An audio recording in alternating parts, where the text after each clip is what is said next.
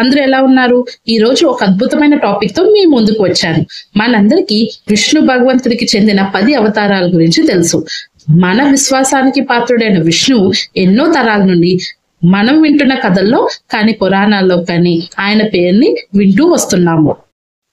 విష్ణుమూర్తి యొక్క వివిధ అవతారాలు చాలా పురాణాల్లో ప్రస్తావించారు. కానీ మోహిని అవతారం గురించి మాత్రం చాలా తక్కువగా ప్రస్తావించబడింది. మోహిని అవతారం మాత్రమే విష్ణు అవతారాల్లో స్త్రీమూర్తి రూపం తీసుకున్న అవతారం. మోహిని అవతార విశేషాలు చూస్తే ఆమె చాలా అందమైన రూపంతో మనల్ని రక్షించడానికి వచ్చిన పరాశక్తి రూపం వంటిది. మోహిని అవతారానికి ముడిపడిన చాలా విషయాలని వేరు హిందూ పురాణాల్లో నేను వాటన్నిటిని కలెక్ట్ చేసి ఈ వీడియో ద్వారా మీ ముందుకు తీసుకొస్తున్నాను. ఈ వీడియోని మీరు పూర్తిగా చూసి మా ఛానల్ని లైక్ చేసి కామెంట్ చేస్తారని, అలానే ఈ వీడియో నచ్చితే మీ ఫ్రెండ్స్కి తప్పకుండా షేర్ చేయండి. ఫైనల్ గా మా ఛానల్ని సబ్స్క్రైబ్ చేసుకోవడం మర్చిపోకండి. సరే, స్టోరీ స్టార్ట్ చేసే ముందు మిమ్మల్ని వీడియోలో ఎంగేజ్ చేయడం కోసం కొన్ని క్వశ్చన్స్ అడుగుతాను. వాటికి ఆన్సర్ తెలిస్తే కామెంట్ బాక్స్ లో పోస్ట్ చేయండి.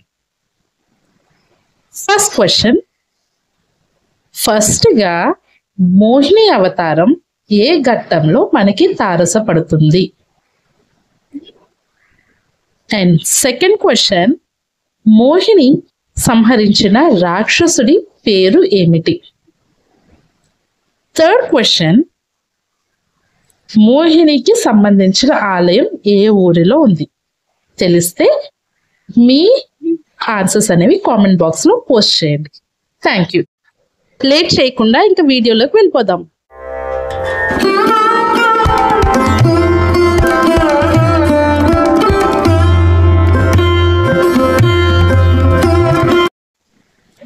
ఇంకిప్పుడు కథలోకి వెళ్తే, ఈ మోహిని అవతార విశేషం చూస్తే ఇది ఒక అందమైన మాయాజాలంలా ఉంటుంది. తన అందమైన రూపంతో ఈ విశ్వాన్ని కాపాడటానికి వచ్చిందే మోహిని. మనం మొదట మోహిని అవతారం ఒక మాట వినేది సముద్ర మదనం ఘట్టంలోని. దానిలో దేవతలు మరియు రాక్షసులు ఇద్దరూ కూడా పాల సముద్రం మదనం చేస్తున్నప్పుడు చాలా పదార్థాలు బయటకు వచ్చాయని మనకు తెలుసు. అందులో ఒకటి అమృతం. అయితే దీనికోసం దేవతలు మరియు రాక్షసులు మధ్య జరుగుతున్న గొడవ వలన విశ్వానికి నష్టం జరగడం ప్రారంభమైంది. అందువలన విష్ణు ఒక ఉపాయం తలచి స్త్రీ రూపాన్ని తీసుకుని రాక్షసులని అమృతం పంచడం మొదలుపెట్టింది. ఆమెకు సర్వం తెలుసు కాబట్టి కేవలం దేవతలకు మాత్రమే అమృతం అందేలా మోహిని జాగ్రత్త పడింది.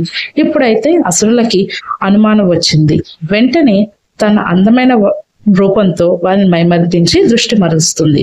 మోహిని ఒక సొగసైన నాట్యాన్ని ఇంకా అసురులకి మైకం కమ్మి వారికి వేరే ఆలోచన రాకుండా చేసింది. అయితే అందులో ఉన్న రాహు అనే ఒక రాక్షసుడు దేవతల వేషం వేసుకొని వచ్చి అమృతం తాగడానికి ప్రయత్నిస్తాడు. అయితే ఈ విషయాన్ని కనిపెట్టిన సూర్యదేవుడు, చంద్రుడు మోహినికి ఈ విషయాన్ని చేరవేయగా కోపద్రుకురాలైన మోహిని వెంటనే తన సుదర్శన చక్రాన్ని తీసుకుని శిరఛేదనం చేస్తుంది.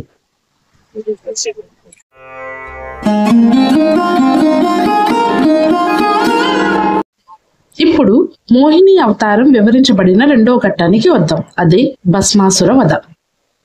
భస్మాసురుడు అనే ఒక రాక్షసుడు తనెంతో బలవంతుడు అలాగే శక్తివంతుడు అవి ఈ విశ్వాన్ని గెలవాలని ఆలోచనతో పరమశివుని తపస్సు చేయడం ఆరంభిస్తాడు. అలా చాలా కాలం తపస్సు చేయగా తన తపస్సుకు మెచ్చిన శివుడు ప్రత్యక్షమై నీకు ఏ వరం కావాలా కోరుకోమని అడగగా భస్మాసురుడు నేను ఎప్పటికీ జీవించే ఉండాలి, మరణం అనేదే ఉండకూడదు అని కోరుకుంటాడు. అయితే శివుడు అది కుదరదని చెబుతాడు. వేరే ఏదైనా కోరుకోమని అడగగా అప్పుడు తెలివిగా భస్మాసురుడు తన పేరుకు తగినట్టే తను ఎవరి తల మీదైనా చెయ్యి పెడితే వాళ్ళు భస్మం అయిపోవాలి అని కోరుకుంటాడు. దానికి పరమేశ్వరుడు సరే అని ఆశీర్వదిస్తాడు. అయితే తను ఆ వరం ఇచ్చి ఎంత తప్పు చేశానో శివుడికి అర్థమవటానికి ఎంతో సమయం పట్టదు. ఆ వరము పొందిన అసురుడు వెంటనే ఆ వరము పని చేస్తుందో లేదో ఆ దేవదేవుడి పైనే టెస్ట్ చేయడానికి ట్రై చేస్తాడు. ఇది చూసిన శివుడు పరుగు తీస్తాడు. భస్మాసురుడు వెనకాలే తరుముతూ వెళ్తాడు. ఈ సంఘటన విన్నాక మీకు ఒక సందేహం రావచ్చు, ఏంటండి పరమశివుడు ఏంటి, పర్వతీయుడు ఏంటి అని అన్నీ తెలిసిన ఆయనే అసలు అలాంటి వరం ఇవ్వడం దేనికి, అతను ఇలాంటి సందేహాలు ఇలాంటి ఇబ్బందుల్లో పడడం దేనికి? అయితే దీని వెనకాల చాలా పరమాత్మే ఉంటుందండి. ఒకసారి కొన్ని సంగతులు జరిగితేనే తర్వాత జరగబోయే సంఘటనకి అంత ప్రభావం ఉంటుంది, అంటే వెయిట్ ఉంటుంది అనమాట. సపోజ్ మనకి ఒకరు చెడ్డవారు అని తెలుసుంటుంది, కానీ మన ఇన్స్టింక్ట్ చెబుతూ ఉంటుంది కూడా. కానీ మనం మన దగ్గరకు వచ్చి ప్రేమగా కాస్త మనకి సోపేయగానే ఏదైనా హెల్ప్ అడిగారు అనుకోండి, మనం అన్ని మర్చిపోయి చేసేస్తూ ఉంటాం, మరలా మోసపోతాం వాళ్ళ దగ్గర. మోసపోయాక ఎలారా ఇలా వీడిని నమ్మి ఇలా బోర్లో పడ్డావు, కాస్త జాగ్రత్తగా ఉండాలి కదా అని అనుకుంటూ ఉంటాం. బట్ మరలా ఎవరో ఒకరి దగ్గర మోసపోతూనే ఉంటాం. ఇప్పటి కాలంలో అయితే రోజుకొక మోసం కదండి. మనకి తెలుసు బెట్టింగ్ యాప్స్, చైన్ మనీ, ఇవన్నీ ఫ్రాడ్, ఇవన్నీ స్టిల్ మనకి ఇవన్నీ తెలిసినా కూడా డబ్బు పైన ఆశ వ్యామోహం పోదు కదా. ఈ పోకుండా మనమేం చేస్తాం, ఇన్వెస్ట్ చేస్తూ ఉంటాం, లాస్ అయిపోతూ ఉంటాం. ఇన్స్టెంట్ ఫుడ్ లాగా ఇన్స్టెంట్ మనీ ఎప్పుడు ఎక్స్పెక్ట్ చేస్తున్నాం కదా, అలా చాలా మంది సూసైడ్స్ కూడా చేసుకుంటున్నారు. ఇలాంటి న్యూస్ వింటున్నప్పుడు చాలా బాధగా అనిపిస్తుంటుందండి. ఇదే కలియుగం కదా, ఈ కలియుగ రాక్షసత్వం ఇంకా కోరలు తెరిచి ఇంకా భీకరంగా మారిపోతుందేమో అనిపిస్తూ ఉంటుంది. భస్మాసురుడిలా మన చేతితో మన తల మీద మనం పెట్టుకునేలా చేస్తుంది. అలానే శివుడు కూడా అన్నీ తెలిసిన ఆ రాక్షసుడు అంతమవ్వాలంటే ఇలాంటి ఒక బలమైన సంఘటన ఒకటి జరిగితేనే అతని మరణం సంభవించడానికి బలమైన కారణం ఉంటుందండి. లేదా వెంటనే శివుడే అప్పుడే చంపేశాడు అనుకోండి, మనమే అనుకుంటాం శివుడిని పార్షియాలిటీ ఎక్కువ, వరం అడిగితేనే చంపేస్తాడా, ఎలాంటి జాలి దయ అనే మాటలు మనం ఎన్నో మాటలు నేస్తుంటాం. అలాంటి దారుణమైన మనస్తత్వం కలిగిన అసురుడికి ఒక ఘోరమైన పవర్ దొరికితే ఇంకా వినాశనమే. అది మనకు అర్థం అవ్వాలి అని అంటే, మనం తెలుసుకోవాలంటే ఇలాంటి ఒక సంఘటన మనకి ఎదురుపడితేనే మనకి ఆ అసురుడు ఎంత ఘోరమైన వ్యక్తో మనకు అర్థమవుతుంది. సో ఇక్కడ అతని అంతం జరగాల్సిందే. అదే విధి, ఆ విధి ఆడే వింత నాటకం. ఎంతటి అసురుడైనా స్త్రీ ముందు కుప్పిగింతలు పనికిరావు కదండి. అందువలన ఆ విష్ణువు ఇప్పుడు మోహిని అవతారంలో అసురుడు ముందుకు ప్రత్యక్షమవుతాడు. ఎప్పుడు ఏ విషయానికైనా మనకు కష్టం వచ్చినా ఆ శివకేశవులు ఇద్దరే మనకు అండగా ఆధారంగా ఉంటారు కదండి. శ్రీ విష్ణు రూపాయ నమ శివాయ. అప్పుడు మోహిని తనతో డాన్స్ కాంపిటీషన్ కి రమ్మని సవాల్ విసురుతుంది. అహం ఉన్న వ్యక్తి ఎవరైనా ఇలాంటి చోటే పోల్తా పడతాడు. అలా ఇద్దరు కొన్ని రోజుల పాటు నాట్యం చేస్తూ మోహిని తన తల మీద చేయి పెట్టుకుంటుంది. అది చూసిన భస్మాసుడు వెంటనే ఆ భంగిమను అనుకరిస్తాడు. తను తీసుకున్న గోతిలో తానే పడతాడు. వెంటనే భస్మం అయిపోతాడు. ఈ రాక్షస కథలన్నీ విన్నప్పుడు వాళ్ళ చావుని వాళ్ళే డిజైన్ చేసుకుంటున్నట్టు ఉంటుందండి. ఎందుకు నాకు అలా అనిపిస్తూ ఉంటుంది. నరకాసురుడిని కానీ, రావణాసుడిని కానీ, హిరణ్యకశిపుడిని కానీ, ఇలా ఏ అసురునైనా చాలా తెలివిగా ఆలోచించి వరం అడిగామనుకుంటారు, కానీ వాళ్ళ చావుని వాళ్ళే వెరైటీగా డిజైన్ చేసుకుంటున్నట్టున్నారు అని అనిపిస్తూ ఉంటుందండి. Okay, let's get back to the story.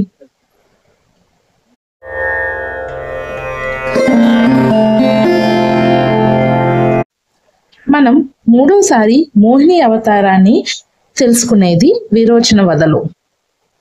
అంటే విరోచన అనే ఒక రాక్షసుని చంపటానికి సహాయం చేయడానికి వస్తుంది. విరోచన అనే రాక్షసుడు తన తలపైన ఎప్పుడూ కూడా ఒక కిరీటాన్ని ధరిస్తూ ఉంటాడు. ఆ కిరీటమే ఆయనకి శక్తిగా ఉంటుంది, అతనికి మరణం రానివ్వకుండా ఉంటుంది. మోహిని తన రూపంతో తన మాయలో పాడేసుకుని కిరీటాన్ని దొంగిలిస్తుంది. అప్పుడు విష్ణువు అక్కడికి వచ్చి ఆ విరోచనని సంహరిస్తాడు. ఇంకా ఫోర్త్ స్టోరీకి వస్తే, ఇది శ్రీకృష్ణుడి కాలం నాటిదండి. ఆర్క అనే ఒక అసురుడు స్త్రీ ద్వేషిగా పెరుగుతాడు. ఆయన్ని సంహరించడం చాలా కష్టంగా ఉంటుంది. ఎందుకంటే ఆయన యొక్క నిగ్రహం వలన ఆయన చాలా శక్తిమంతుడుగా ఉంటాడు. ఆయన ఒక తపోదీక్ష వల్ల ఆయన్ని సంహరించడం చాలా కష్టంగా ఉంటుంది శ్రీకృష్ణుడికి. అందువలన మోహిని అవతారం మళ్ళీ ఇక్కడ ప్రత్యక్షం అవుతుంది. ఆమె ఇక్కడికి వచ్చి ఆ అసురుణ్ణి వివాహం చేసుకుంటుంది. ఆర్కుణ్ణి వివాహం చేసుకున్న తర్వాత ఆయనతో ఉండడం వలన ఆయన యొక్క ప్రతిజ్ఞ అనేది భంగం కలుగుతుంది. ఇది భంగం కలగడం వలన ఆయన యొక్క శక్తి అనేది క్షీణించడం వలన శ్రీకృష్ణుడు వచ్చి ఆర్కుణ్ణి సంహరిస్తాడు.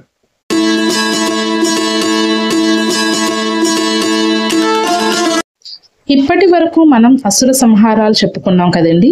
ఇప్పుడు మరొక ముఖ్యమైన మోహిని అవతార విశేషం చెప్పాలి. అదే అయ్యప్ప జననం. మనం హిందూ పురాణాల ప్రకారం శివకేశవులు ఇద్దరికి పుట్టిన సంతానమే అయ్యప్ప అని చెబుతారు. అయ్యప్ప వివిధ నామాలతో పిలుస్తాము. ముఖ్యమైనది మణికంఠ. ఆయన మెడలో ఒక మణితో జన్మించాడు కనుక మణికంఠ అనే పేరు వచ్చింది. ఒకసారి నారదుడు శివుడితో సముద్ర మథనం సమయంలో మోహిని అవతారం చేసిన మాయ గురించి వివరిస్తూ ఉంటాడు. అలానే మోహిని యొక్క అందమైన సౌందర్యం గురించి కూడా వర్ణిస్తూ ఉంటాడు. అయితే శివుడు ఈ విషయాన్ని నమ్మడు. పార్వతి కన్నా అందమైన స్త్రీ ఈ లోకంలోనే లేదు అని వాదిస్తూ ఉంటాడు. అప్పుడు అది నిజమో కాదో పరీక్షించడానికి శివుడు పార్వతి గణాలతో కలిసి వైకుంఠానికి వెళతారు. ఈ విషయం మీతో పంచుకుంటున్నప్పుడు నాకు చాగంటి వారే ఈ సంఘటన అంతా ఒక ప్రవచనం చేశారండి. అది జ్ఞాపకం వచ్చింది. అద్భుతంగా ఉంటుంది. మనకి అలా ఆయన కళ్ళ ముందు ఈ కథ అంతా లైవ్ లో చూపిస్తారు. మీరు బహుశా ఆ ప్రవచనం వినే ఉంటారు. ఒకవేళ గనక వినకపోతే ఒకసారి వినడానికి ట్రై చేయండి. చాలా బాగుంటుంది. నాకు కనుక ఆ ఆడియో టేప్ కనుక దొరికితే నేను తప్పకుండా ఈ రామ్ ధార్మిక్ ఛానల్లో అప్లోడ్ చేస్తాను వ్యూయర్స్ కోసం. ఆయన ప్రవచనాలు చాలా అద్భుతంగా ఉంటాయండి. ఎన్ని జన్మల పుణ్యమో కదా అంత గొప్ప మేధస్సు, వాగ్దాటి, సరస్వతి కటాక్షం దొరకడం. ఆయన కన్నా మనం ఇంకా పుణ్యం చేసుకున్నామండి. అలాంటి ఒక మహనీయుడు పుట్టిన కాలంలో మనం జన్మించాం. ఆయన చెప్పిన ప్రవచనాలన్నీ వినగలిగే అదృష్టం మనకు దొరికింది. గొప్ప గొప్ప విషయాలు ఈ రోజు ఇలా తెలుసుకోగలుగుతున్నాం. గురుభ్యో నమః.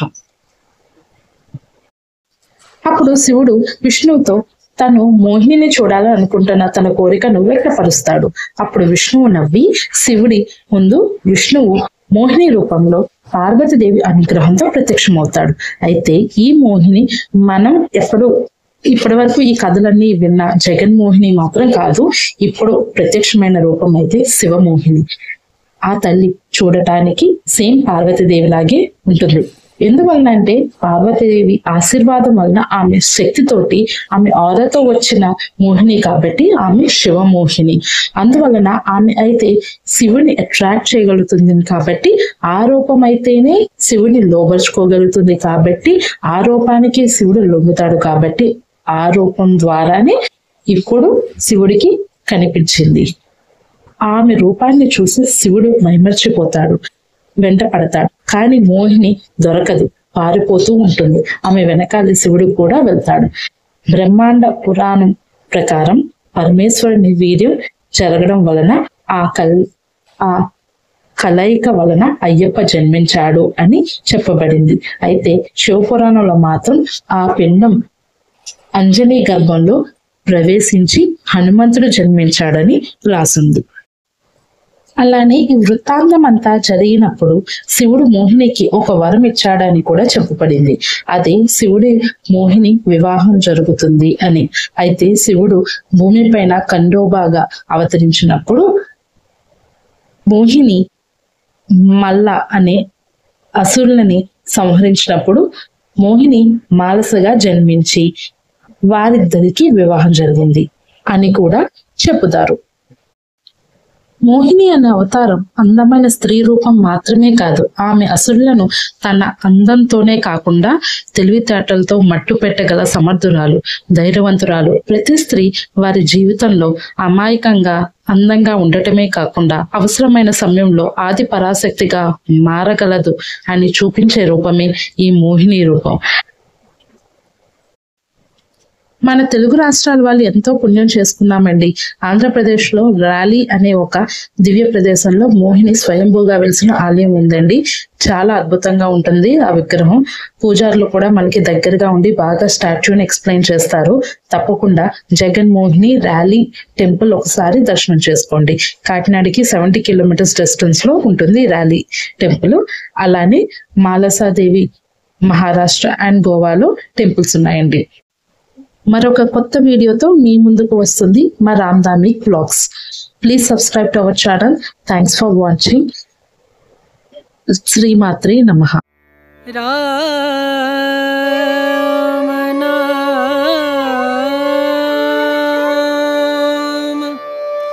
భజలే